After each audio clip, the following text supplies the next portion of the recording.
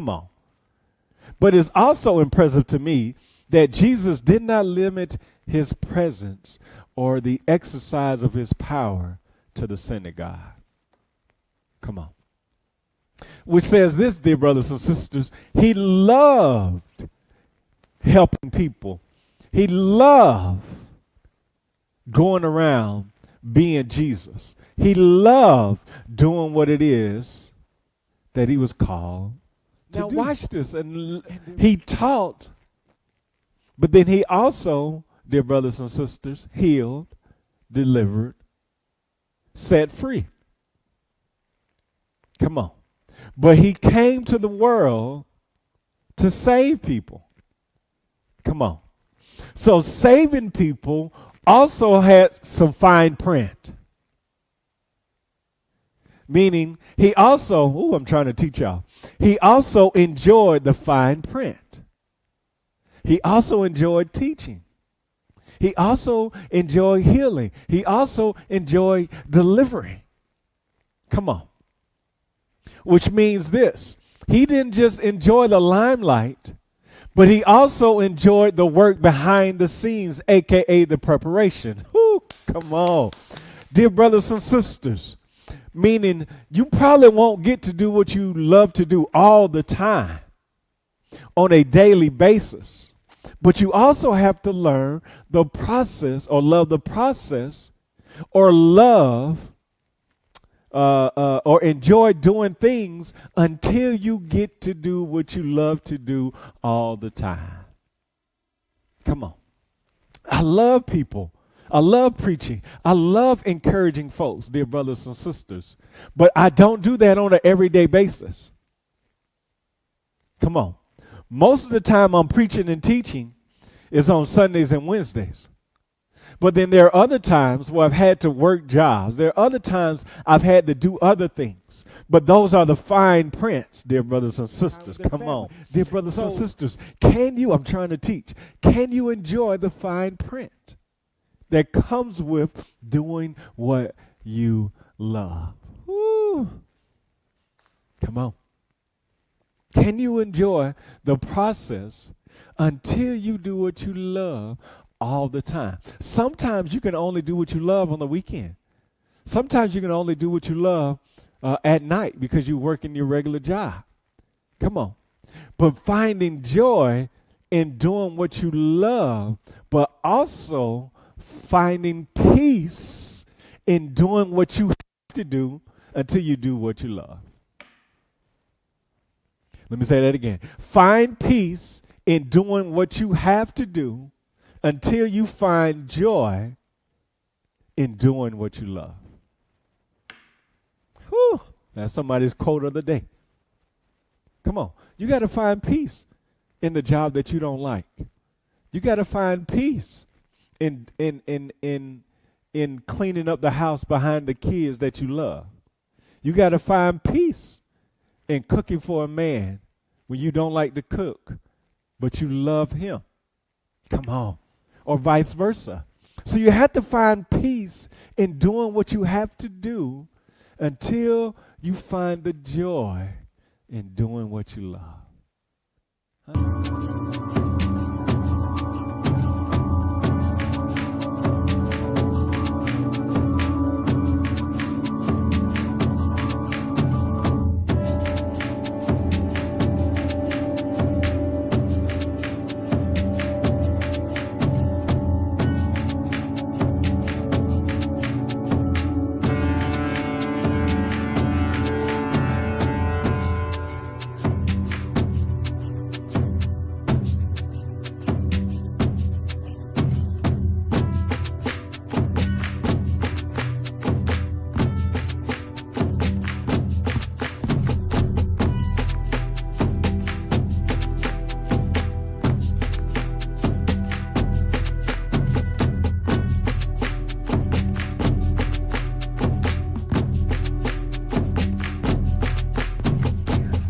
When you wet your hair, when I'm saying, I mean your natural hair type. So 1A is usually like, who do you think, what type of ethnicity from?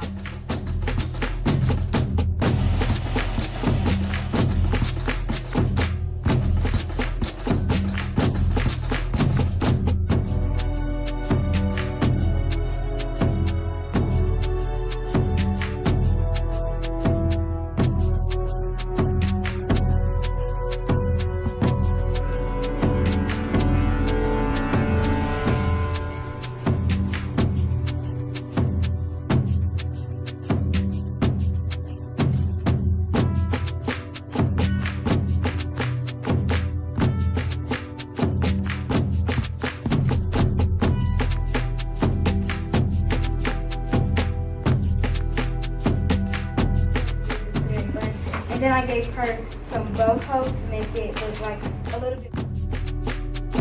My name's Kendall. Okay, and what protective style is this? Her real hair, so it's not too heavy on her head. Exactly. How long do you think this style will last? Because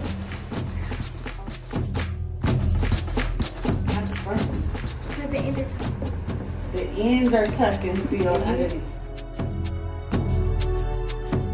Okay, go ahead. So I tried to face that. This is not how I was going to Top person in the world, okay? And everybody's eye is different. That's the thing about being a creative. This is a creative industry. We all do hair differently. It's art, okay?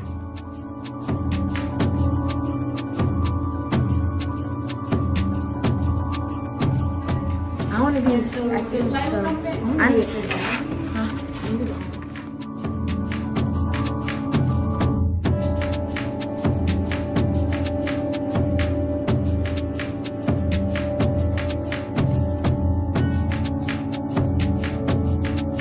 So you try to be as nice as you can to kind of just shift the mood, try to change it. Tell the family what they should expect. You gotta tell them.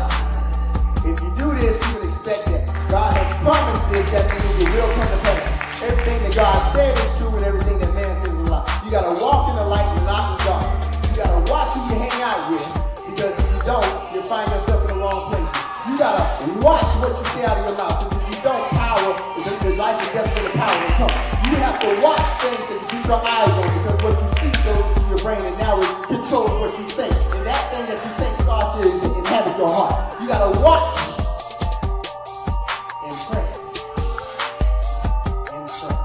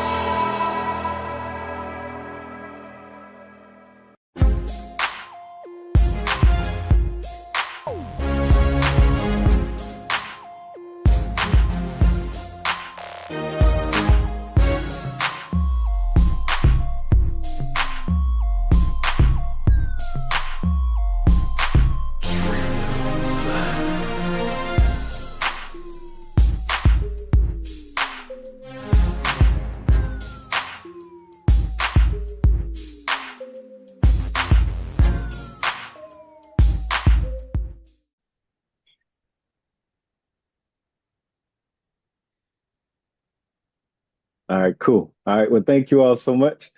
We'll get it started. Let Rudley take it from here, and feel free to ask questions as we go along. But welcome, Rudley. Thank you so much for kicking us off of our financial No, I improvement appreciate teaching it. session today. Yes, sir. Thank you. Thank you, Pastor Freeman. So good afternoon or good evening, everyone. I'm Rudley Kelly, and I appreciate the opportunity. I'm truly blessed and honored to be here and just discuss some financial opportunities. It's great that PJ's doing this fit training for you all just to kind of understand different avenues of finances. So from my perspective, I'm going to talk a little bit about just the unlocking opportunities in real estate investing. There's many different ways you can go about investing in real estate. I've been doing it for about 15 years now, full time for about 4 years now. So I'll go ahead and just kind of go into some detail about some different strategies and things that you can do as it relates to investing in real estate. So you go to the next slide. So I guess before I get started, for those of you who don't know me, I'll just give you a little background about myself. I actually originally from Connecticut. I relocated down here in 2007. From my job at the time, I was working in corporate America. I was working with General Electric, doing sales leadership type of roles. And then I transitioned to companies like Sage Software, which is like electronic accounting software, as well as CRM software. I did Athena Health, which is medical software. And then I also did sales for a company called Beyond Trust, which was in cybersecurity. So my entire time down here, moving down here from Connecticut, I was doing pretty well, moving up and throughout the corporate ladder, but I always had a entrepreneurial type endeavors that I wanted to pursue, and that mindset was something that always stuck with me. So while working in corporate, I wanted to go ahead and kind of get some additional business knowledge on how to run my own business. So I went ahead and enrolled in UGA MBA program, and did that for 2 years. Got my master's in business administration. And in between that time, or right after, I was still working in my corporate job. But in between that time, I did join a few other real estate type educational groups, one specifically called Fortune Builders, where they focus on teaching how to learn how to fix and flip properties. One of those, probably those infomercials you may see in the middle of the night. I actually signed up for one of those. Pretty pricey investments. So I wouldn't necessarily say you have to go that route. But all in all, it still worked out for me, and definitely learned a ton of knowledge. And as a result of that, in 2015 is when I launched my company, K1 Home Solutions, which focuses on residential redevelopment. Now it's grown to, started off doing fix and flip. Then I moved into buying long-term rental properties, moved into buying Airbnb properties, midterm rentals, and now also doing new construction. And then in 2020, kind of at the beginning stages of COVID, is when I moved into doing real estate full time, and left my corporate job.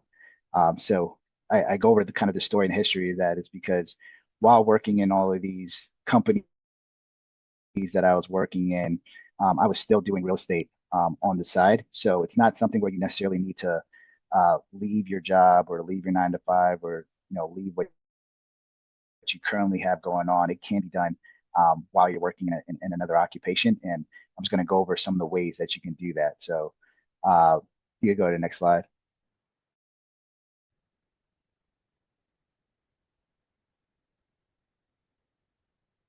I had a question for you, Rod. Yeah, good.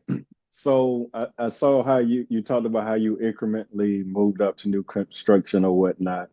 Was that your end goal, or did you just, as you were open to new stuff, you was like, hey, I can do that as well? Or how was your big vision or your goal getting into construction and all that? Or Yeah, I mean, no, that's a good question. Yeah, I think I always did want to eventually get into new construction.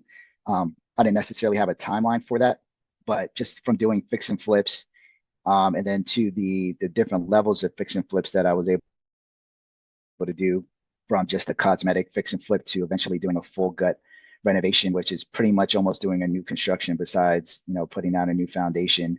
It was kind of the natural next step to pursue that. And at the time, I was looked into another educational mentorship type program with someone here in the Atlanta area that does new construction.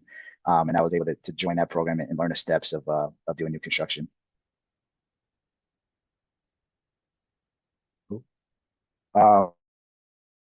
So in terms of what I'm going to go over today, I'm going to just kind of set the stage as to why it's so important to invest in real estate.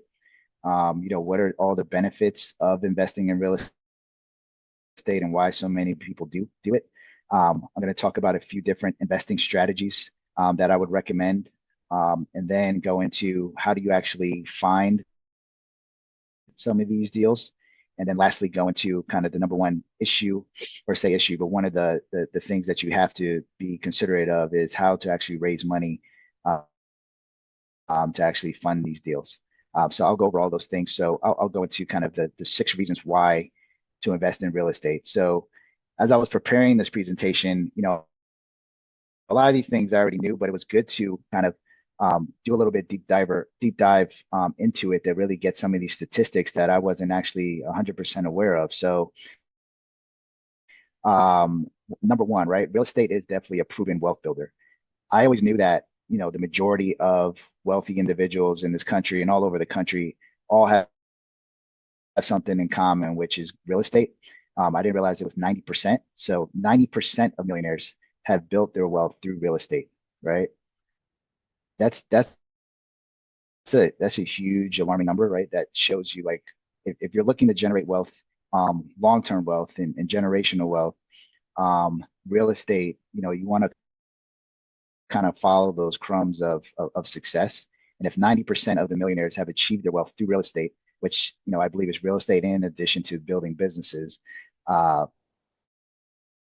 that's something that you kind of have to really pay attention to, right? So the reason why so many millionaires are investing in real estate is because of so many of the benefits, but one of them is kind of the steady appreciation. That asset that you have is going to continue to gain over the years, right? 3 to 5% annually is the average number of what you can expect a house to appreciate. Of course, every 8 to 10 years, it's cyclical, right? You'll have those downturns, those recessions, a little bit of what we're going through right now, but it always comes back around. It's cyclical, right? So those are in it for the long term and hold on to those properties will eventually see that wealth, right? And just speaking into that, the wealth gap, homeowners have a median net worth of $255,000 compared to renters' median net worth of just $6,300. So just by owning a piece of real estate has a tremendous impact on your net worth. Reason why is because, once again, going into that appreciation, that equity play that you're able to get from owning real estate. So leading into that, you also have generational wealth transfer. You have the ability to pass down the property throughout your family, your heirs. And also for me specifically, one of the points, it's like a forced savings account. I look at each property that I own as basically a savings account for me. Number one, it's appreciating, like I mentioned before, 3 to 5% annually, right? So that's higher than most of your savings accounts.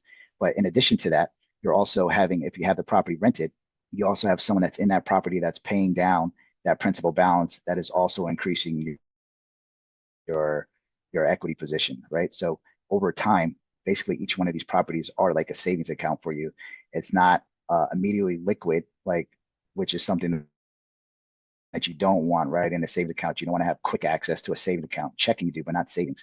So this forces you to save funds, and it continues to grow at a rate that far surpasses what you're going to get in a bank. There's also the tax benefits, deductions, the mortgage interest, property taxes, depreciation, capital gains, 1031 exchanges, which allows you to defer taxes many different ways. You go to the next slide.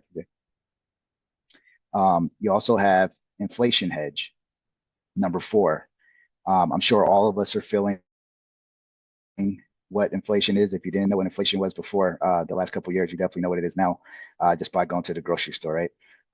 Inflation has taken a significant increase over the past couple of years. Inflation numbers were around 7%. It's back down to around 2.5% right now, but still, it's up there, right? So with inflation on average being about 2% annually, and having an asset like real estate that appreciates 3 to 5%, at the very least, you're hedging your inflation. You're at least having your money work for you, as opposed to having it sitting in an account and just losing money year after year. Number 5, there's a huge demand for housing. There's still a 3.8 million homes shortage in this country. So I know as of right now, houses might be sitting a little bit longer on the market. You're seeing a little bit of price reductions right now. It's also the time of year. Interest rates are high. There's a lot of things that are going on, but there's still a shortage of houses right now, in this country, right? So there's still going to be a demand. It's projected that we're going to grow by 40 million by 2050. So that's why you're seeing quite a bit of still development going on, a lot of new construction, especially here in the Atlanta market. The population growth is tremendous, especially those moving down here into Georgia. And then lastly, leveraging and wealth amplification. Essentially what this is saying is it's allowing you to control an asset for a relatively small amount of money, right? Your down payment, right? So let's just say, for example, $20,000, which isn't a small amount of money per se, but relatively speaking, if you're putting 20,000 down to control an asset that's worth 200,000, that's going to grow at 3 to 5% annually, and eventually in 30 years, if you continue to hold it for that long, will be worth about 500,000-600,000. 20,000 is really not that much to control an asset like that. So it's the equity growth that you're holding on to in real estate. So those are just some of the reasons why I'm really focused on real estate. I've left my corporate job to focus on real estate more at a full-time level, because of all the benefits and what I'm looking to do with my family and our assets for the future. So you could go to the next slide. So there's many different ways to invest in real estate. I have, people come up to me all the time and say, hey, Red, I want to invest in real estate. I want to buy some property. I want to do a few things in real estate. I want to learn how to do it. So my first question is, it's always going to be what type of real estate? There's the direct ownership way, which, directly owning the property, residential properties, single families, anything up to 4 units is considered residential still. 5 and above is considered commercial. So you can get into small multifamily buildings or more commercial in a large apartment setting, office spaces, vacation rentals. Like we have a few vacation rentals along with midterm rentals, which is, renting out to like travel nurses that travel for 2 to 3 months at a time. And then fix and flipping, buying undervalued properties, renovating them, and then flipping them for profit. Or if you're not ready to go into the direct ownership, but still want to just benefit from the trends of real estate, you can go the indirect route and own what's called a real estate investment trust, REITs, as they call them. If you could think of kind of like a mutual fund, it's basically like a mutual fund of real estate. You could also do crowdfunding. There's websites like Fundrise, CrowdStreet, where you can actually get a position or an equity share in an actual project that's going on a large scale. And then also partnerships or syndications. If you ever see, these large apartment buildings that are getting bought or apartment buildings that are getting renovated to go then and rent out to the masses, those large apartment buildings are usually done through syndications, which is just a fancy word of saying a group of investors, a lot of investors that are all putting in their fractional shares to be able to purchase that property. And then there's also the alternative methods, such as wholesaling. So wholesaling is one where you basically find a property, one that's most likely in a distressed situation, maybe you need some work or renovations. You find out who the owner is, you speak with them, you have a conversation, see what they're willing to sell that property for, get it under contract. And then once you have it under contract, you then go out and you look for investors like myself, or some of you that are on the phone, see if they're interested in that property. And, you sell that contract to them, right? So you don't ever actually have to purchase the property yourself. You don't have to use any of your own cash. And it's a great way to raise cash and able to get into real estate, build relationships with investors by providing them with deals. So for example, if you get a property under contract for 250,000 and you want to market it out to your investors for 275,000, you get an investor, let's say I'm the investor who wants to buy and say, yep, you know what, that deal works for me. I'll buy it for 275. We go to closing. We do what's called a double close. It closes on your end and closes simultaneously on my end. You as the wholesaler get that $25,000 spread and you have no money in the deal. That's called wholesaling. This alternative method is very popular, and that's where I source a lot of my deals, actually working really closely with quite a few wholesalers. So I'll stop there for a second. Is there any questions about just the different ways to invest in real estate? Well, I didn't have a question. I was just going to make a comment. And I don't know about anybody else because I've started doing the RET on the real estate investment trust. Funny you would mention, because I was going to say Fundrise is the one that I've been diving in recently. And the good part about that is, you know, you can start out, if anybody's interested, with as little as $10 getting in, you know, just small amount. And then, of course, like you say, go into the larger sums. Because you, like you say, it adds to the portfolio of other things that you have your money dive into. So I thought that was a good one you brought up. Yep. Yeah, no, it's definitely a good avenue to get into real estate and really start to learn and kind of see these large deals that are going on that you can actually have some type of interest in for a nominal amount. Like you said, you could start off with $10 or $10,000. Just depends on what makes sense for you. Cool. I could go to the next slide.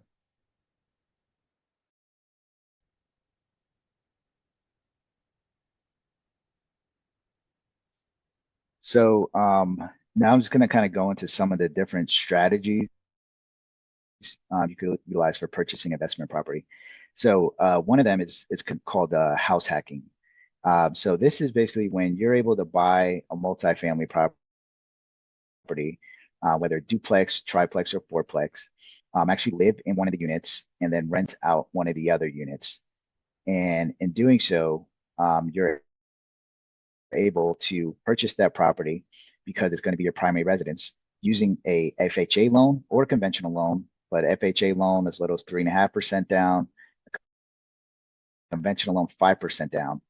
And then if you want to stay in that property for a year, because that's basically the time frame that you have to hold that as your primary residence, and then move out and then purchase another property.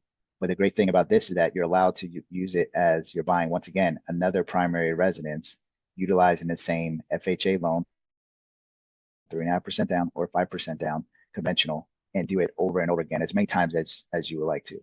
So the reason why this is a great strategy, and one that I wish I did when I first started, my first property I bought right out of college, but it was a townhome, which definitely is still a good investment. But if I was to do it over again, and what I'm teaching my nieces and nephews as they're graduating college now is to buy a multifamily. Even if you can't buy a multifamily, you could buy a house with a basement that's finished and rent out the basement. Basically, what this allows you to do is buy a property with, once again, very minimal down, 3.5% or 5% down, control an asset. You now have your first investment property once you move out of it into your next property after a year. The reason, again, why this is so important is because now for myself, right, I have kids, I have to be concerned about school districts. I can't just up and move my family again. So the properties that I buy, as far as rental properties that I want to hold on to, on average, I have to put down 20 to 25% down, right? So that's the big difference, right? 20 to 25% down versus 3.5% to 5% down by just doing house hacking.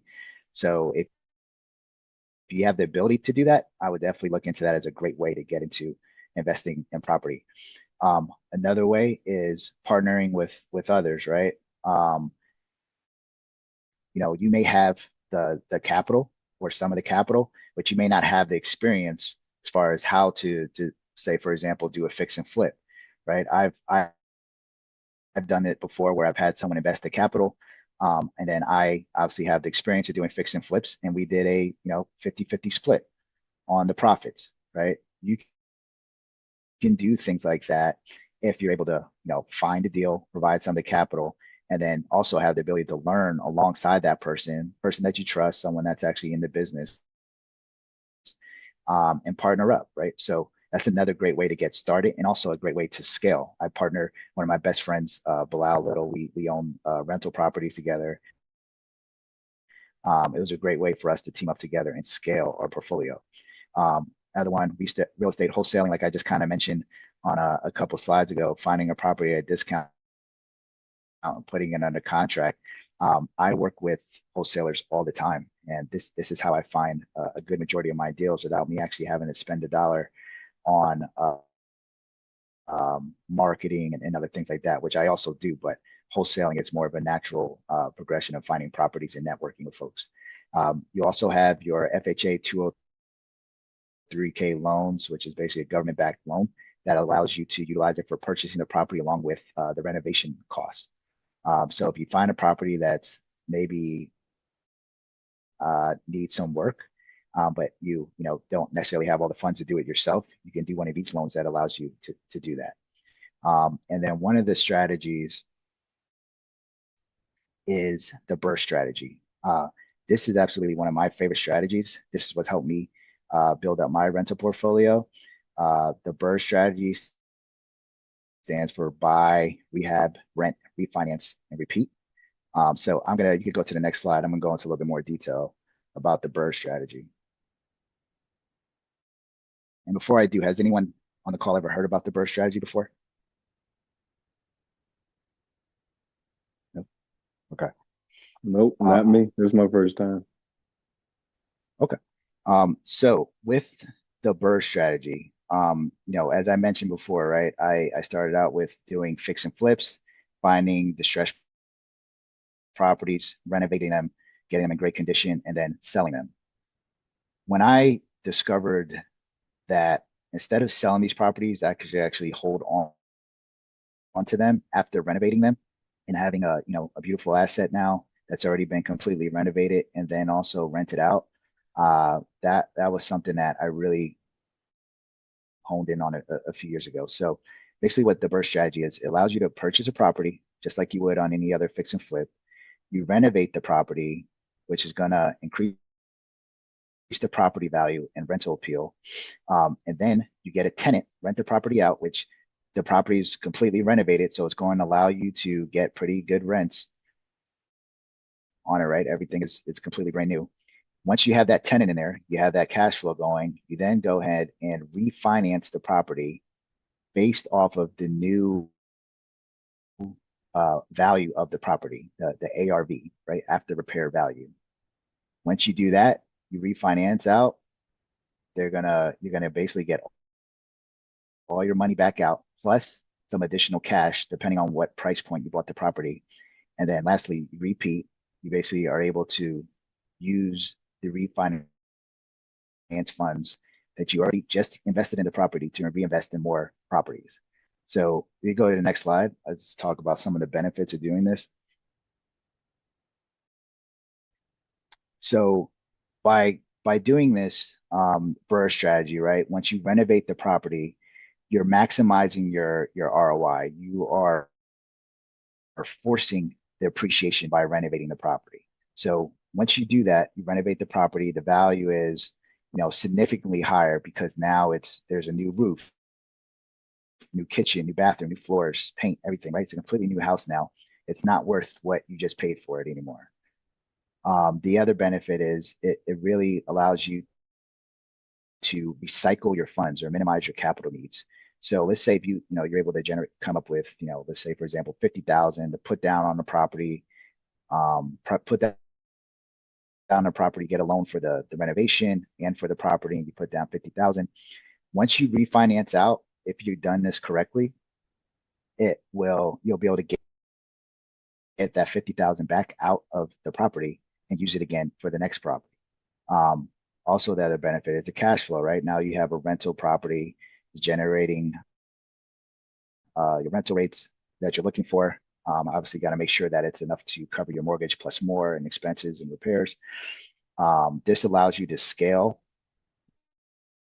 much quicker because it allows you to, once again, utilize the funds over and over again. You're allowed to leverage refinancing. So now that this is a property that you own, you can leverage it for other purchases or assets that you want to use. Because now you have this asset with all this equity in it. You have the tax advantages, mortgage interest, and now you have direct control over this property, right? It's not just something on paper. It's not a stock, which stocks are great, but you have a physical asset now that you control in a property. So any questions about the BRRRR strategy before I was actually going to go into an example? Just a curiosity question. So for something like this, is it good to have a relationship with certain banks or financial institutes, or how does that, or what are your thoughts on that? Yes. So you can definitely do it through a traditional bank. You could do it through a credit union. But what I use most of the time are what's considered hard money lenders, which I'll go into kind of when we talk about sourcing capital. But I've used quite a few hard money lenders on not only the fix and flip loan, as far as the loan to actually renovate it, but also after I renovate it, refinancing it into a traditional 30-year loan. I use typically hard money lenders for that. Good question. Any other questions? Okay. You go to the next slide. So I wanted to I know I kind of sped through that a little bit, but I wanted to just kind of give a real life example, right? So this is an actual property that I bought a couple years ago, purchased it in McDonough. It's a 5-bedroom, 3.5 bathroom house, about 3,500 square foot ranch, sits on about 3 acres of land. So you can see from these pictures, there's definitely plenty more pictures, but it was in a pretty rough shape when I purchased it. There was a lot of beam support issues in the basement. Floors are kind of sagging, a lot of rotted wood, roof needed to be replaced, new windows, everything, right? So I was able to purchase this property for $220,000. So for this property, I had to put a lot of funds into it, a lot of money into it. Not my own money though, kind of to what Pastor Pringle was mentioning as far as the funds. I was able to get a hard money lender to give me the funds for the purchase of the property, which was about 80% of the purchase of the property, and then 100% of the renovation costs, which is about $160,000 to renovate this property. So if you go to the next slide. So this is the property after I renovated, right?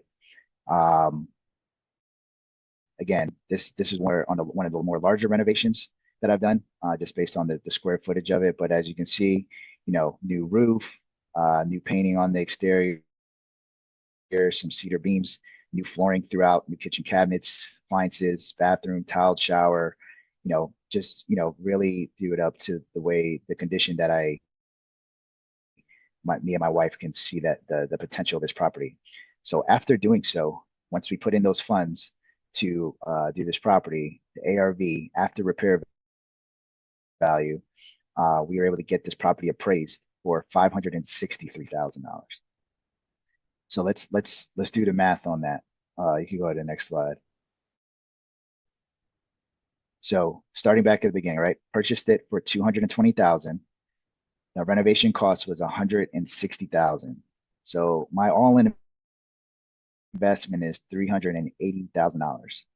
So one thing that I'll explain to you as far as when you're buying a property to renovate, the fix and flip, or to do this strategy, you want to be all in with your costs, no more than roughly 70 to 75% of what you feel that ARV number will be. What do you feel that after the repair value will be?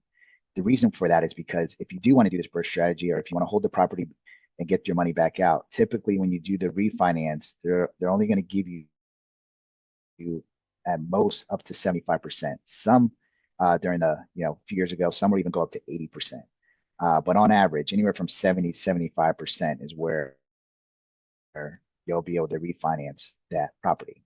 So once we renovated the property, got a tenant in there, we were able to go back to the same hard money lender and say, okay, we're ready to refinance this into a 30-year loan. They're now going to give me, or gave me, 75% of the new valuation of the property, $563,000.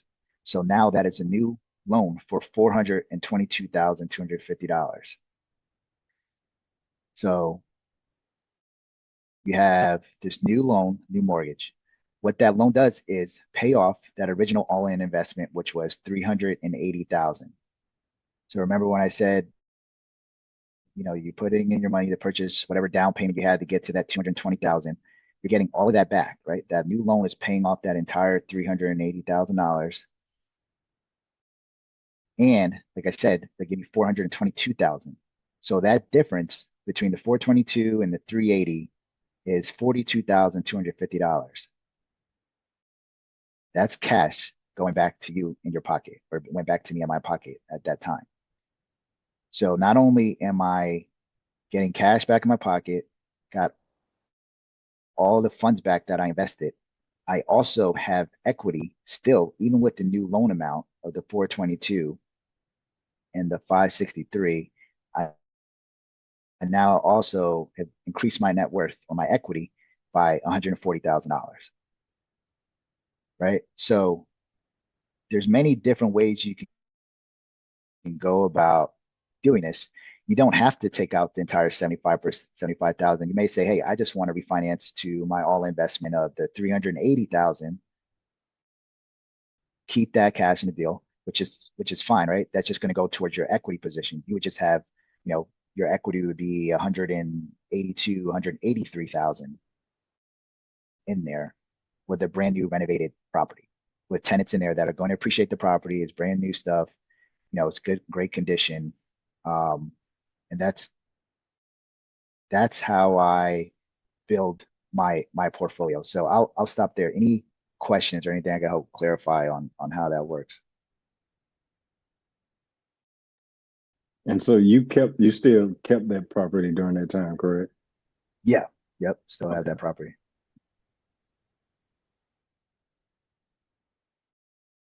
No questions? Okay. So we'll go on to the next slide. So I'm just going to kind of talk a little bit about kind of the different ways to actually find real estate deals, right? Like finding a deal like that. How do I find a deal for 220,000 that's eventually going to turn into a property that's worth 563,000? So for that specific deal, actually done through my first point here is networking. I was able to find that deal more so of just kind of speaking about what I do as a business, social media, and just posting about a lot of the activity that I do within the real estate industry.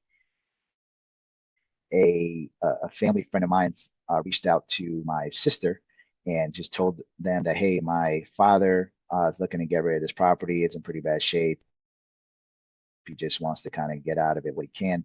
There's no mortgage on the property. He just wants to, get some cash. So that is from networking, right? I also go to a lot of real estate meetings. I go to a lot of meetups. There's a lot of real estate clubs that are around the area that you can go to. I go to a meeting once a month in Atlanta. That's a bunch of real estate investors that everyone goes to, but also wholesalers come to those meetings. And that's where I meet wholesalers, get their information, talk to them, find out what they might be having coming up, or just at least keeping open line of communication with them. There's also marketing strategies. You can either do direct marketing strategies like direct mail, right? Sending out postcards, finding out a lead list of motivated sellers, postcards, calling. Sometimes you can hire virtual assistants that will make those phone calls for you. You can also use online tools and platforms such as, I'm also a realtor. So that's another way for me to find deals. Specifically, I work and help other people find investment properties, but also for myself, I'm able to search on the MLS and look for these type of properties that might be sitting on the market for 120 days, 180 days in bad shape, and they need some help. Or creative strategies, right? Again, um, I found deals just going through probate situations, right? Someone passes away, their children maybe inherits a property. They don't necessarily have the means to hold on to that property. They didn't realize it was in the condition that it was, but yet they're still having to pay a mortgage on this property. Those properties, I'm able to help people out of those situations, give them what they need for the property, purchase it, and then do what I do in terms of renovating the property. So there's many different ways to find real estate deals.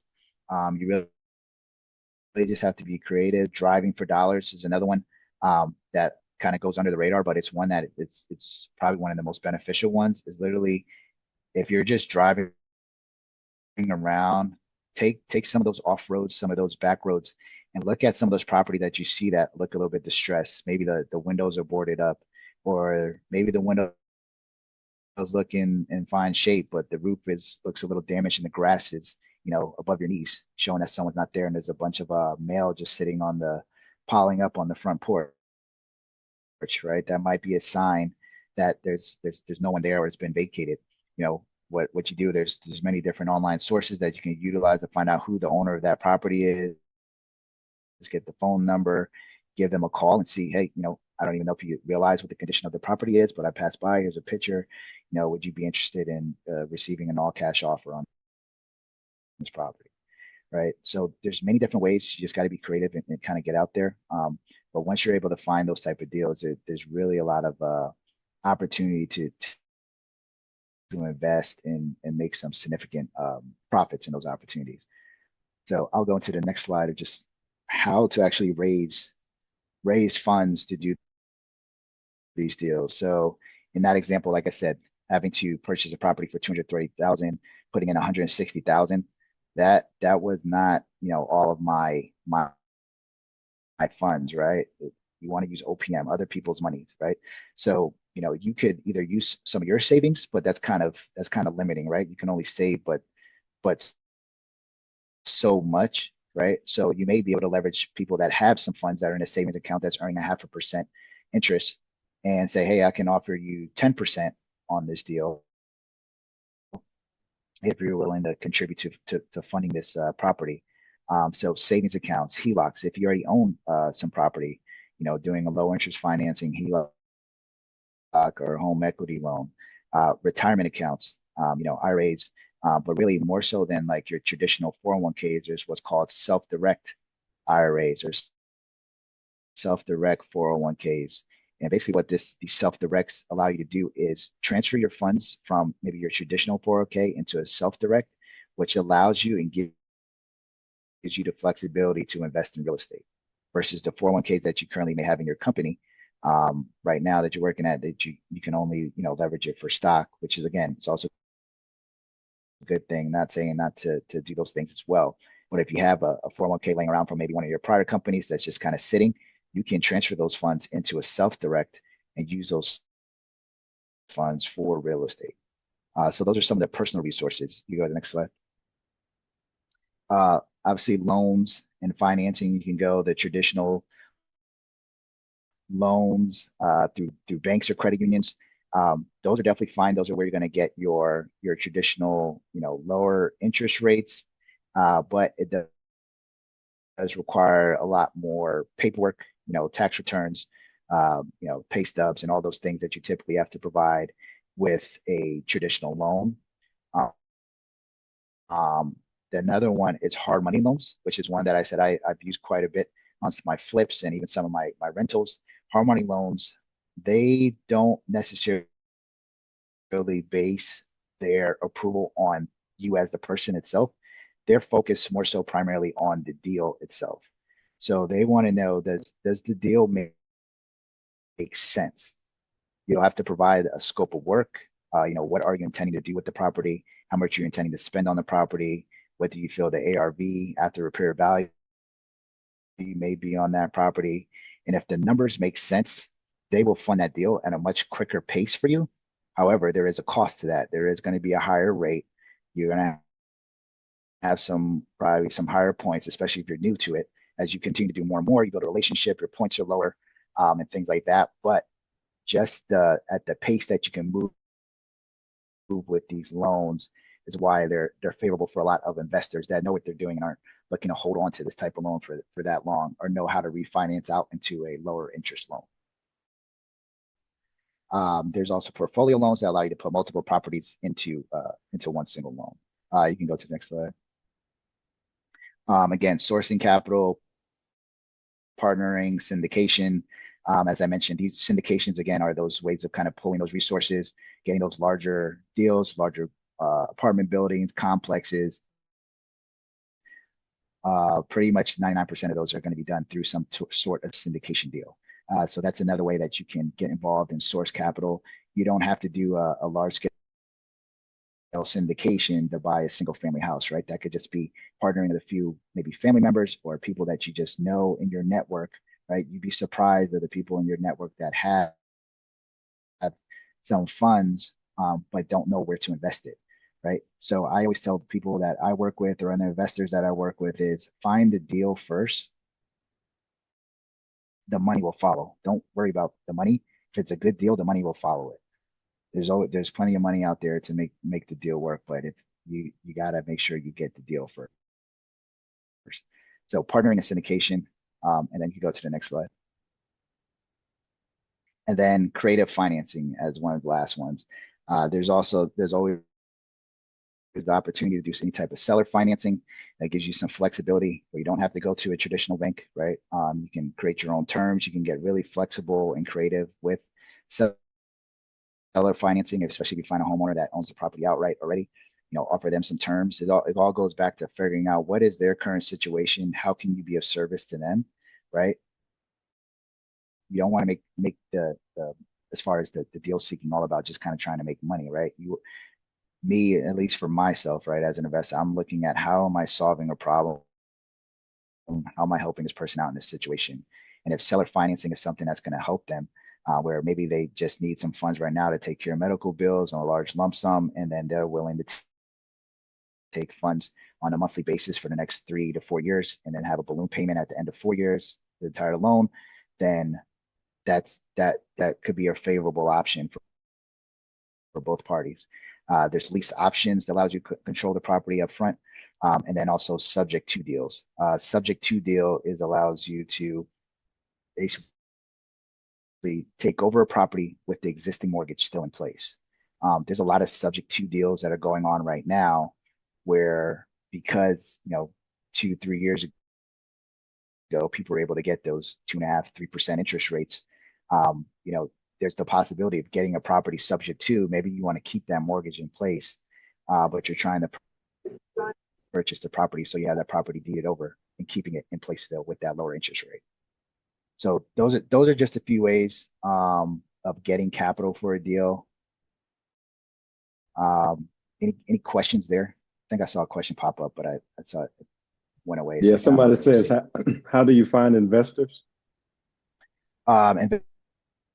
Investors in terms of like if you're looking to wholesale to investors or something like that, you can find them really all over, but really going to these real estate meetings, networking. If you just go to like meetup.com, just type in real estate, you'll see a bunch of different real estate meetings that are going on all over the city. Also Facebook groups, go into Facebook groups. There's a bunch of different real estate groups, Atlanta real estate investing groups. Join some of those groups. There's always wholesale deals that are being populated in those avenues. Instagram, they're just, investors are all over. You just gotta kind of get out there and network, but probably the quickest way is just kind of going on Facebook and joining some of these real estate groups on there. There'll be plenty of investors in there looking for deals. I have a curiosity question. Yeah. If you can say without necessarily, you don't have to go into deep details, but have you come across any bad deals, or what are like some of the things to look out for. Oh Have yeah. you come across a bad deal that you can share? Yeah, no, I would say about probably 90% of the deals that I do receive via email from wholesalers or people, some I get on the email distribution list are not are not good deals. The numbers just don't make sense, right? So the biggest thing to look out for is definitely starting with the numbers, right? And that's going to start with, if a wholesaler sends me a deal, the first thing I want is the address and a few pictures, and I can kind of take it from there. And what I'm going to do with that address and a couple pictures, the pictures are going to help me get just a general idea of the condition of the property. And then obviously the address is going to allow me to kind of then go ahead and pull comps, pull comparable properties within a 1 mile radius of that property and see what those houses are selling for in a renovated condition, which is going to give me my estimated ARV or after repair value. So I like to keep my radius tight as far as comps, because I want to make sure that it's, I'm conservative. I'm not going, 2-3 miles out, which can be a completely different school district, can be over a certain highway and it's a completely different area. You want to keep it tight, preferably within the same neighborhood if you can find it. And once I get those numbers, and then I'm able to back into my averages of what it may cost me to do the renovations. And if those numbers aren't at that 70 to 75% all in of that potential ARV number, then I'll either go back to that wholesaler and discuss with them what I found and what I'm able to purchase it at. And if they aren't able to do that, then I move on to the next deal. That's really the biggest thing. You want to make sure you stay to your numbers. Make sure you're not over leveraging yourself, because a lot of people will, especially wholesalers, that may not necessarily know what they're doing. They may pull a comp from 5 miles out that has nothing to do with that zip code, not even the same zip code, and say, hey, yeah, it's going to be worth this amount once you fix it up. And people will buy those properties, right? And it's not something that you want to do. Another thing, as I mentioned, I do new construction as well, is when you're buying land, right? If you're buying land, which is a great thing, and you want to build your property, you want to make sure before you close on that property that you get a soil test and a survey. With getting a soil test is going to let you know if that soil is good enough to actually build on, especially if you have to put like a septic tank or something in there. There's a certain type of soil that it has to be to make sure that it's strong enough to hold that septic. And then also the survey, you want to be able to tell what's running through that property. Is there any underground utilities going through that property? Is there sewer going through that property that you can't see? How far is there a stream or stream that you don't see on the property, but you have a certain amount of buffer from that stream to build, and you find out you can't build because it's not within the setbacks of what you need for that property. So main thing I say is that you got to do your due diligence first, before pulling the trigger on a property. But there are quick ways to analyze the property and seeing if it makes sense or not before you take a step further. Hopefully that helped answer. Yeah, that was good.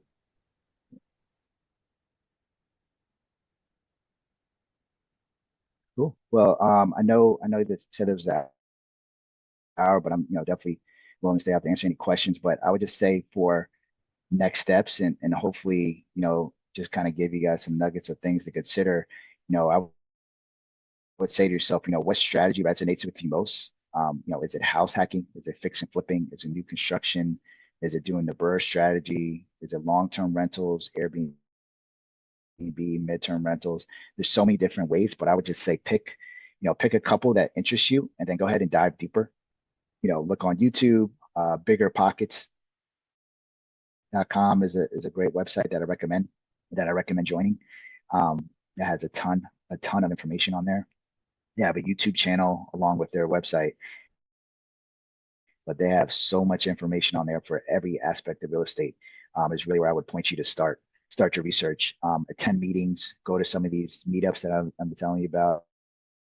I can send some your way and tell you which ones to go to, and find a mentor, find someone that's actually doing it, that you trust, and get information from them, and just ask them the questions, shadow them, follow them along, and then after you get your knowledge, take action. Look into what are the next steps for you to get that first property, or if you already have a property, you're looking at what's the next steps to get that next property.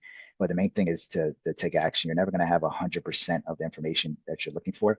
Some of the best knowledge is just going to be learned as you're going through the process, but you want to get enough information to be, to be doing your proper due diligence and making sure you're taking calculated risk. But once you do that, you gotta move forward and just go ahead and pursue what you're looking to accomplish. So that being said, I have my contact information here. Any questions or anything that you guys want to reach out? Like I said, I'm willing to, if you have any questions now as well, but here's my contact information if you think of anything else after the call. All right, hold on. Any questions I hope answer now? Hold on one second. Yeah. I have a question. Hey, Miss Mary. Hi, Rudley. Yes,